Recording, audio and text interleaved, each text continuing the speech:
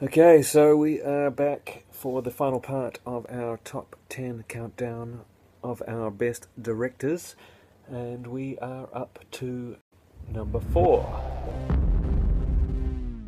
There was a lot of internal debate here about numbers 3 and 4, which order they should go in. Very close, but we are going with Francis Ford Coppola. Francis Ford Coppola has had an interesting career. He came storming out in the 70s with perhaps a decade which is unparalleled by any other director ever, or close to it, with the first two Godfather films, Apocalypse Now and The Conversation. And we have the Godfather trilogy here, the Coppola restoration Blu-ray, quite wonderful, and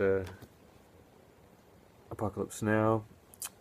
I know a lot of people love The Conversation. I actually did have it on Blu-ray, but over the years, the second half of The Conversation just started to irritate me, so I passed it on because I didn't think I was going to watch it again. We're not frequent enough to own. A lot of people consider his career after the 70s to be pretty much over, but he did have some really good moments after these big films that came out, including The Outsiders and Rumblefish. This is the complete restoration of The Outsiders, and it is the original cut pretty much that the test screenings thought needed to be trimmed back for length, and so the one that went to the theatres was shorter than this.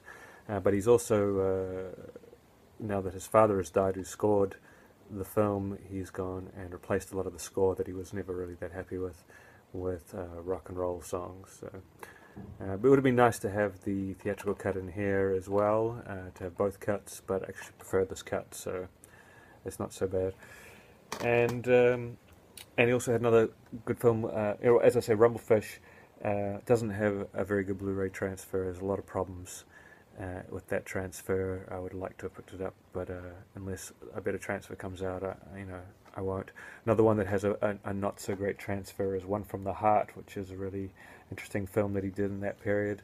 The 90s weren't too kind to Coppola, a lot of his worst work, but there was one bright spot, and that was Bram Stoker's Dracula.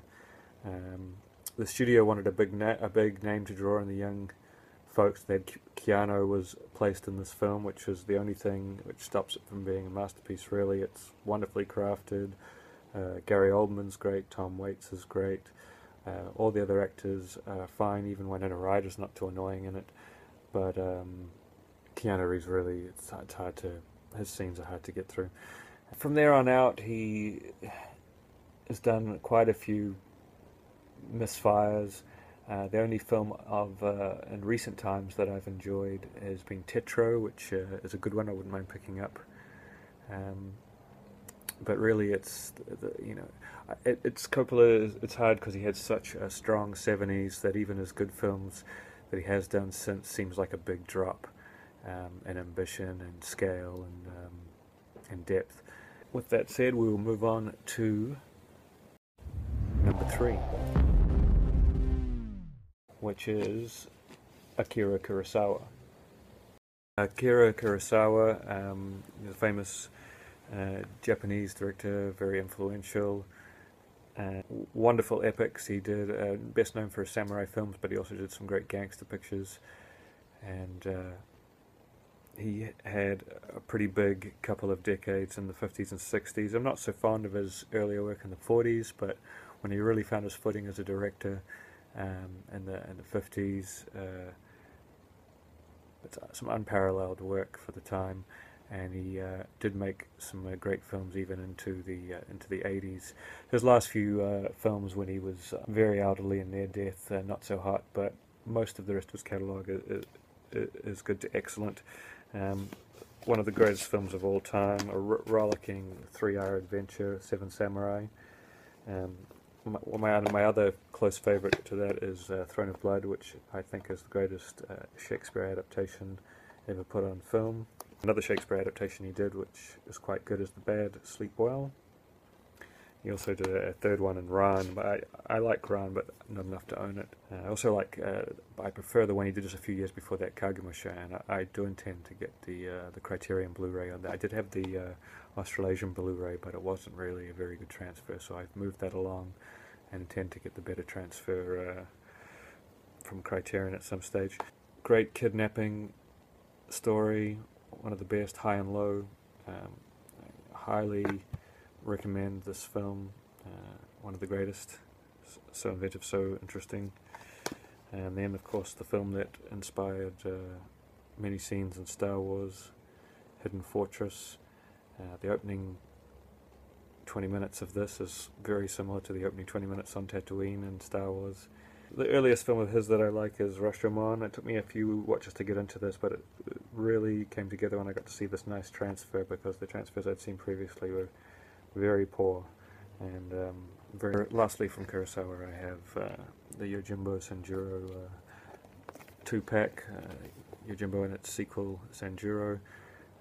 Yojimbo, of course, was remade famously by Sergio Leone as A Fistful of Dollars, and has been remade by Walter Hill as Last Man Standing. I prefer Yojimbo to Sanjuro, but they're both certainly good, and it's good to get them in the 2-pack there together. So that brings us to number 2. Number 1 and 2 was a real toss-up, I must say, but I ended up going with Martin Scorsese for number 2.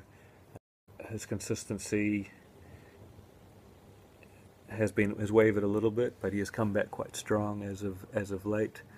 His early years, of course, late 70s and early 80s, we have wonderful films like Taxi Driver, one of the greatest films ever made.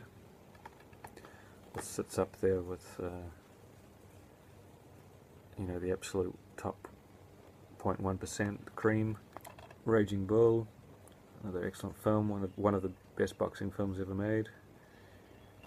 Underrated King of Comedy, great companion piece to Taxi Driver. There's a lot of parallels, a lot of similar things going on, but it's a different slant. Wonderful film. Jerry Lewis is excellent, Sandra Bernhard is excellent, and one of De Niro's best performances also. Duo of films, Goodfellas, Casino, very similar true story, gangster story films. Here's one that I just picked up because I managed to get it cheap. It's quite a nice children's story.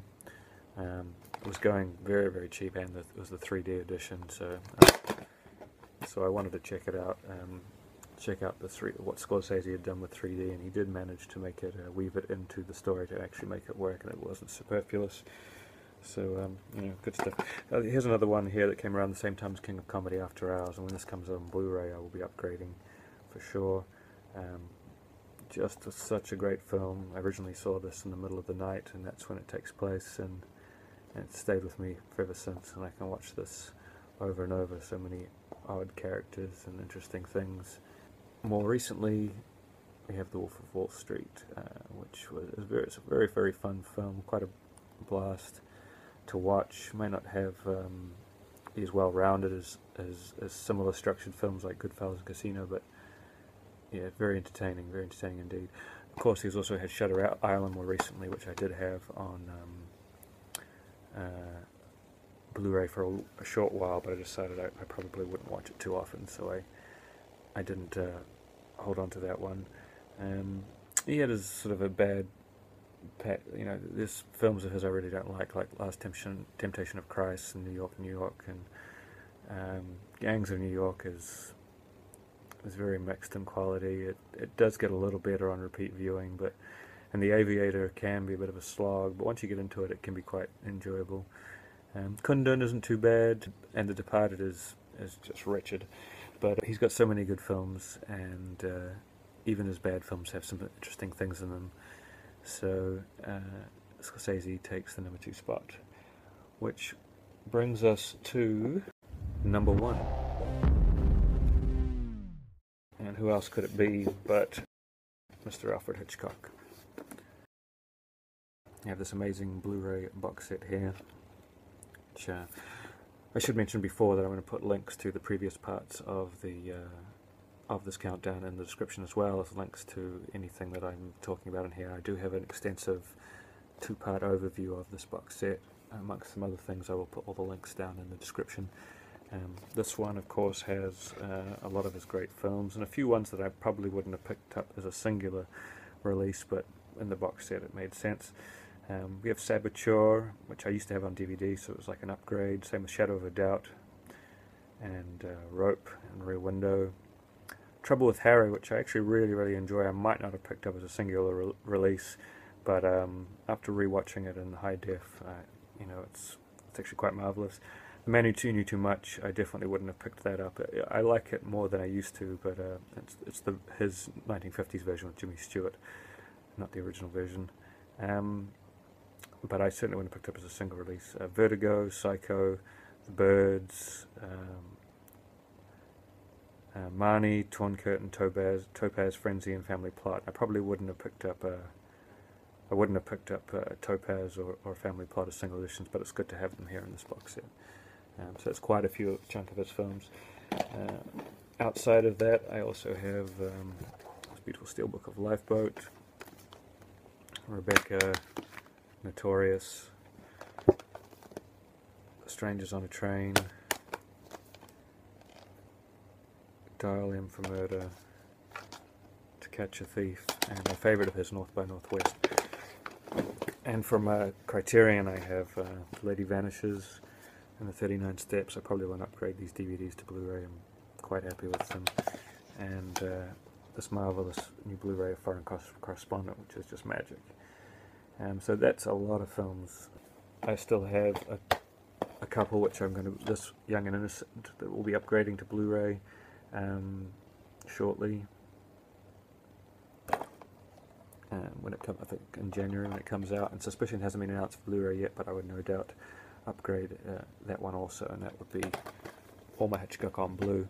So certainly just a plethora of films from the man, provided with so much, and that's he might not have hit as many super high highs as a Scorsese or a Coppola or even a Kurosawa, but such a huge amount of high level films. And superb entertainment and innovation. Hitchcock is one of one. So that's our countdown, and hope you enjoyed it.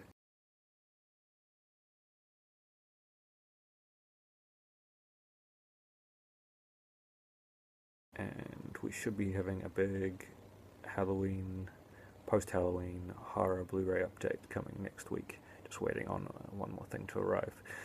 So we'll see you soon.